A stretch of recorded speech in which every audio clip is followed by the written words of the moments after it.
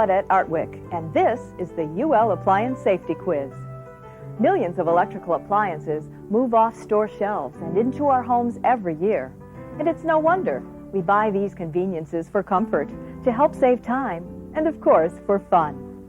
But how much do you really know about using your electrical appliances safely? Do you know how to protect yourself and your family from the hazards of electric shock or even fire in your home? During today's program, you'll have an opportunity to test your appliance safety knowledge through a special quiz developed by Underwriters Laboratories, an independent laboratory that evaluates the safety of products you use every day. If you would like to take the quiz, get a pencil and paper ready now.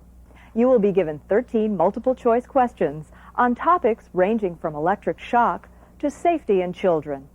Some of the questions may have more than one correct answer, so think them through carefully before you respond.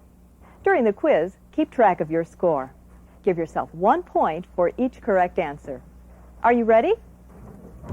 Question 1. Your chances of receiving a serious electrical shock increase when A, your hands are wet, B, there is static electricity in the air, C, you are standing on carpeting. The answer is A, when your hands are wet. John Drengenberg, an engineer at Underwriters Laboratories, explains why. One way that you increase your chances of serious electrical shock is when your hands or any other part of your body is wet. The skin has a natural resistance to electricity, and this resistance is reduced considerably when there's moisture on the surface of the skin. The answer to the first question was A. Your chances of receiving a serious electrical shock increase when your hands are wet. So make sure your hands are dry before you touch any electrical appliances. And now, question 2. The majority of electrocution cases occur during A, winter, B, summer, or C, electrical storms in spring. The answer is B, in the summer. And UL's John Stevenson tells us why. It's interesting to note that looking at the newspaper statistics that report electrocutions, that the majority of them occur in the summertime when people don't have their shoes on. They tend to go around that way. In the wintertime, why the statistics are such that the number of electrocutions, strong electric shocks, drops off. The scenario usually is that the person has become moist either by sweating a great deal, it's a warm day, there has been moisture on the ground, so that high contact resistance is lost. And now something else enters into it. We have to have a failure of something so that it becomes live. This failure may be a failure in the product.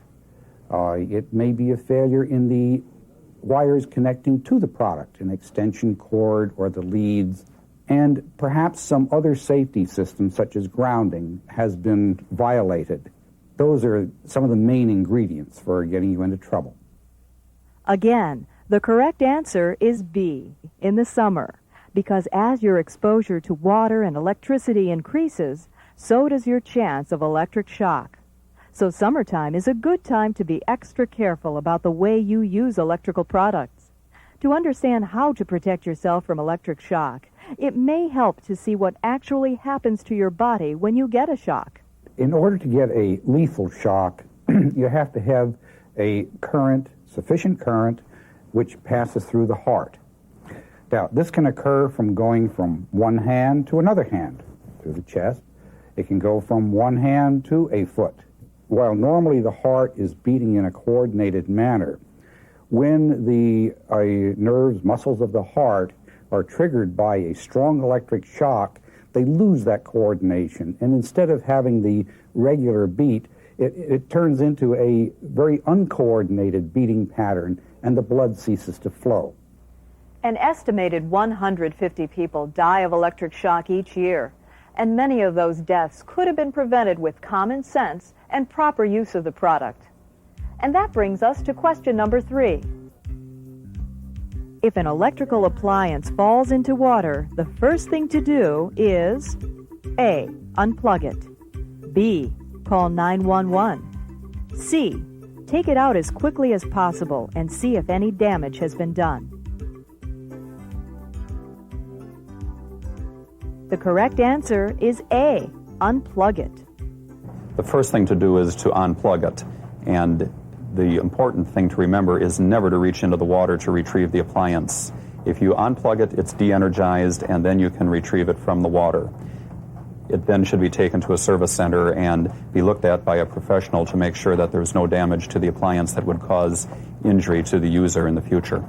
Stop and think about it, what you're doing before you touch anything, because once you touch it, the damage has been done already and you cannot reverse it. The best way to explain this would be to use an analogy, such as when you have a faucet.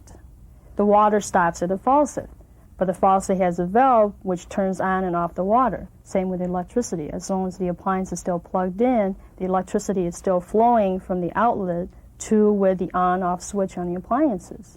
Again, the correct answer is A. Unplug it. And that brings us to question number 4. A simple, effective way to protect yourself from serious shock hazards is to use A. Circuit breakers, B.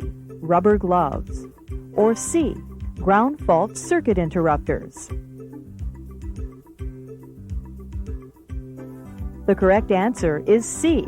Ground fault circuit interrupters, or GFCIs. GFCI may be a new term for many of our viewers today, but it's an important one to understand. It monitors the current which is going to the product, the proper current, and that is operating the product, and it catches the current coming back, and it matches those two currents. As long as they're the same, the circuit continues to operate. If more current goes out to the product than comes back over the other line, it senses that, and it says, whoops, something is wrong.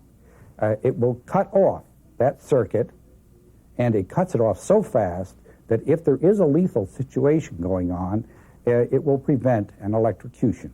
You would want to put GFCIs in the bathroom, the garage, the basement, outdoors, certainly the outdoor outlets. Now, notice that all of these places lead to a moist situation. Okay, that ties in with what we said before about the dangerous areas that we have. The answer to our last question was C. A simple, effective way to protect yourself from serious shock hazards is to use ground fault circuit interrupters. So be sure to have them where you need them most. For example, in your kitchen, your bathrooms, or in the basement. And now, question 5. If you damage an electrical appliance, you should A. Assume it's safe and try using it as long as no electrical parts are exposed. B. Have it checked by a qualified service center before you use it again. C. Tape up all the openings. The correct answer is B. Have it checked by a qualified service center before you use it again. Even if an appliance functions normally after it's been damaged, it may still pose a hazard to the user.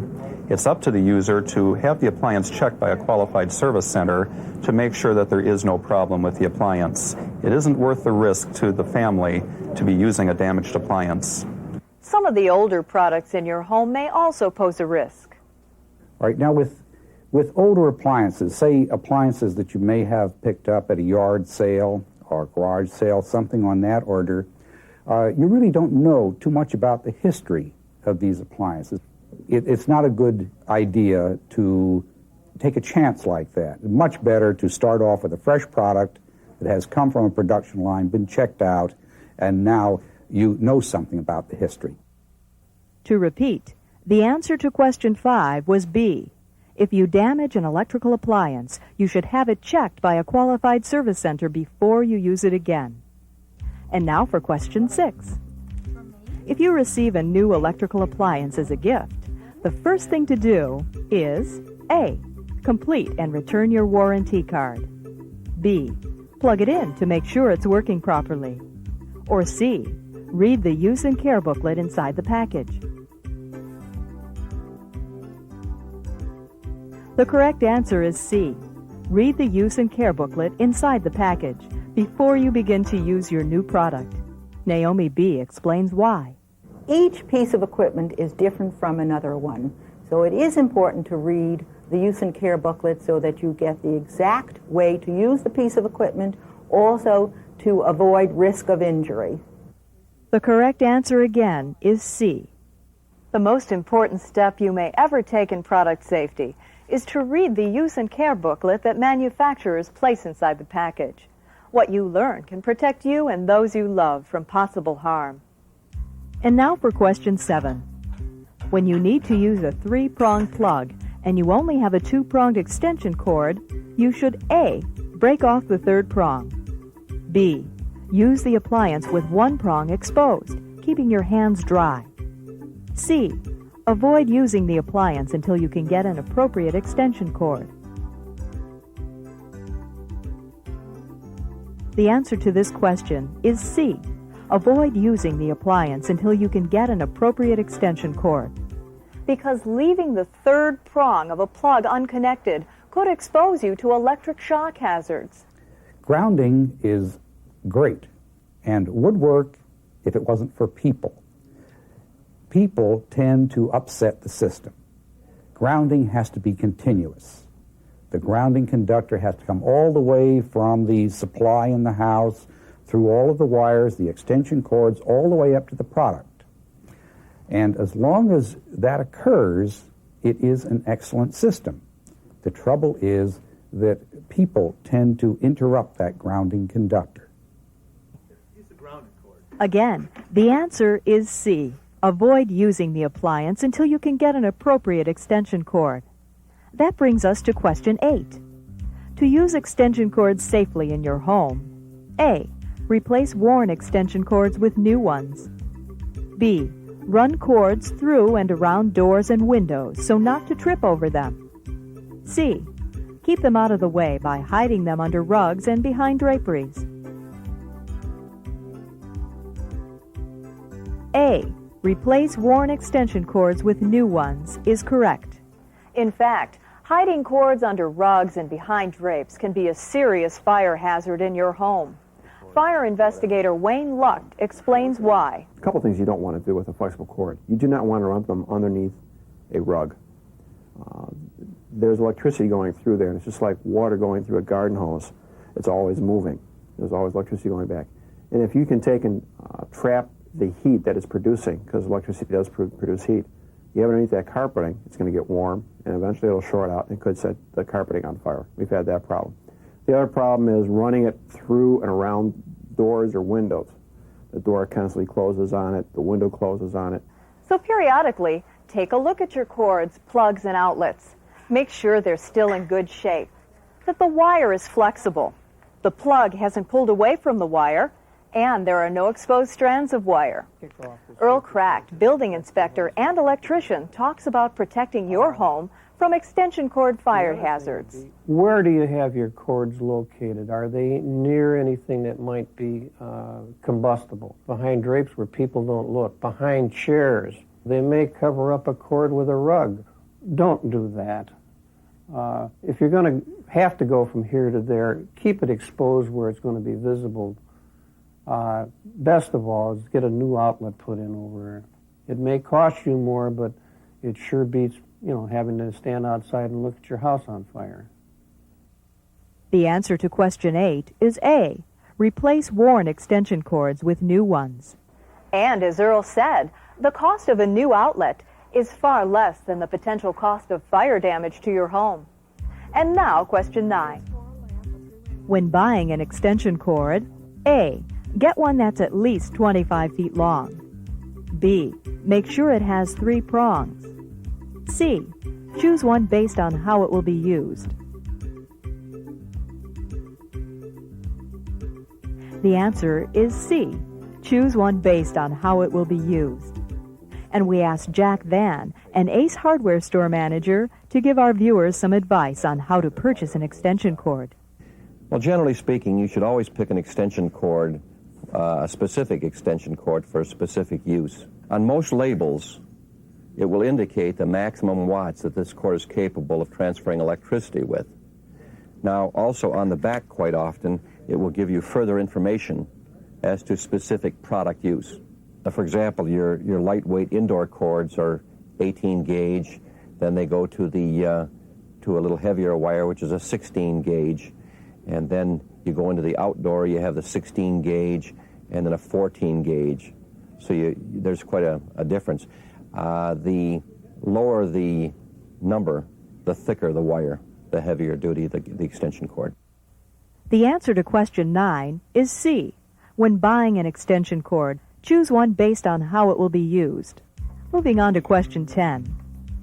If your electrical outlet is hot to the touch, A. Increase the size of the fuse. B. Unplug all appliances and have the wiring checked as soon as possible.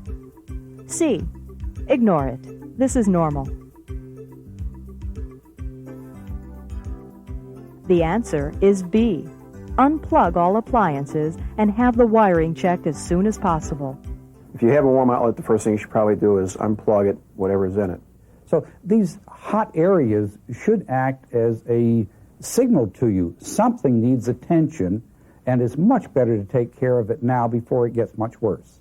In the event that you're running into a problem by continuously blowing fuses, or you're running into a problem of your circuit breaker in your house continues to kick out, you obviously have a problem and you want to find out why you have that particular problem. Either you're plugging in too many devices into that particular one circuit or one fuse, or one of the devices that you are plugging into there is faulty. But whatever you do, don't increase the size of the fuse or don't change to another circuit breaker. You have a problem, and the device is telling you you have a problem. The answer to our previous question is B. Unplug all appliances and have the wiring checked. Now for question 11. If you don't know what size bulb to use in a lamp, use A. A 25-watt bulb, B. A 60-watt bulb, C. Any available bulb. The answer to this question can be A, B, or C. We asked UL Charlene Numerick to explain. If the portable lamp is listed but is not provided with a lamp replacement marking, if it was purchased after 1985, you can use any commonly available, inexpensive bulb. If there is no listing mark on it, then don't use more than 60 watts. And if the bulb is spaced any closer than 1 inch to a surface, do not use more than 25 watts. If you need more light than the portable lamp is giving off, you cannot simply switch to a larger wattage or a larger shade. You must buy a lamp that is marked for a larger wattage, because too high a wattage can overheat not just the shade, but the lamp holder or socket and any wiring to it, leading to a risk of fire or electric shock. All bulbs are not alike. Some bulbs are marked new, bright, light, white or light, more efficient. All of these bulbs operate differently, and some operate much hotter than others. We test here at UL with commonly available, inexpensive bulbs unless the product is marked otherwise. Therefore, you should only use commonly available, inexpensive bulbs. Again, the correct answer could be A, B, or C, depending on the lamp and its enclosure. And now for question 12. To decrease the risk of burn or electric shock for small children, A. Keep small appliances out of reach. B. Avoid using extension cords when children are present. C. Set a good example in safer use of products. All of the answers for this question are correct. Martha Patinio provides some background on the risks to children. 1/3 of all of the cases of burns that are seen in the United States during one specific year would happen in the home. Most of these being children, most of them of the toddler age, between the ages of 2 and 4. You think of your home as a very safe environment, but if you put it in the context of you have a toddler who sees this nice cord on the floor, extension cords very often are colored, they're orange. It's something very interesting to children. And they either bite through it, if it's a light extension cord, a lamp-type cord, or they can get to the female end of the cord if you haven't completely plugged them together and start sucking on it. It can be just really incredibly devastating, and you just never think of that. Sharon Dalton of Underwriters Laboratories. Parents need to remember that electrical products are intended for use by adults and not by children. Small children shouldn't be allowed to use electrical appliances at all. For older children, parents need to make the decision based on the maturity of their children. They can base that decision on whether the child can read and understand the cautionary and warning markings that appear on the product, and whether the child can comprehend the safety tips that appear in the manufacturer's use and care booklet. The parent should sit down and take the time to go through those safety tips with the child, and also to supervise the child the first time they use an electrical appliance to make sure that they are using it properly. So the answer to question number 12 can be A, B, or C. To decrease the risk of burns or electric shock for small children, keep small appliances out of reach. Avoid using extension cords while children are present, and set a good example in safer use of products. And now for question 13.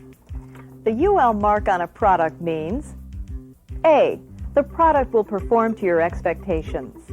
B. The government has tested and approved the product. C. The safety of the product has been evaluated by Underwriters Laboratories. The correct answer is C. The UL mark tells the consumer that the manufacturer has brought samples of his products to UL for a rigorous safety evaluation to nationally recognized standards. All UL-tested products undergo a comprehensive follow-up program, such as factory visits, to counter-check production. The UL mark on a product tells the user that UL and the manufacturer are concerned about your safety. The appliances we use today are tremendous. I really enjoy the convenience that I get out of all the appliances I use, but none of that convenience is worthwhile. None of it is worth anything if the product is going to perform in anything but a safe manner or up to a good level of safety performance. That's why it's so important to, I think, everybody to make sure that the products you buy have a safety certification mark on them. Impact! The UL mark isn't a performance mark. It's a safety mark, and it's important to remember the distinction between those two. And that's what we're doing here. We're testing to see if the product will meet our safety requirements. Lou McClelland evaluates products for Sears, Roebuck & Company. A safety certification is an added value for the consumer. It assures them that the product has met the rigid specifications of a recognized safety authority like Underwriters Laboratories. In the United States, in this country, we don't have one single safety organization. What we have in this country is we have a safety system, and it's comprised of a lot of different organizations, a lot of different groups that includes people like UL, the federal government, consumer groups, people in academia, consultants, manufacturers themselves, a whole wide variety of people, and that's a great way to run a system because you get a lot of different viewpoints. So the answer to the last question is C. The presence of a UL mark on a product lets the consumer know that the safety level of the product has been evaluated by Underwriters Laboratories. How well have you scored on the appliance safety quiz? If you got 12 to 13 questions correct, that's excellent. You obviously have a good understanding of how to use electrical appliances correctly and safely. If you scored between 7 and 11, that's good. But you could reach a higher level of safety by keeping in mind some tips from today's show. If you scored below 7, well, there's room for improvement. Again, following the suggestions made by the show's experts could help. And no matter what your score, what's most important is how well you score on product safety in your own home. Because ultimately, the safe use of a product is dictated by the consumer. The consumer should always insist on safety-certified products. Safety is not absolute. A consumer needs to take responsibility for the products they use by making sure they read and follow the manufacturer's use and care booklet before using a product and keeping their products in good repair. Thank you for joining us today and for taking the time to take safety seriously. For more information or a free copy of the Appliance Safety Quiz, contact Corporate Communications at Underwriters Laboratories, 333 Finkston Road, Northbrook, Illinois, 60062.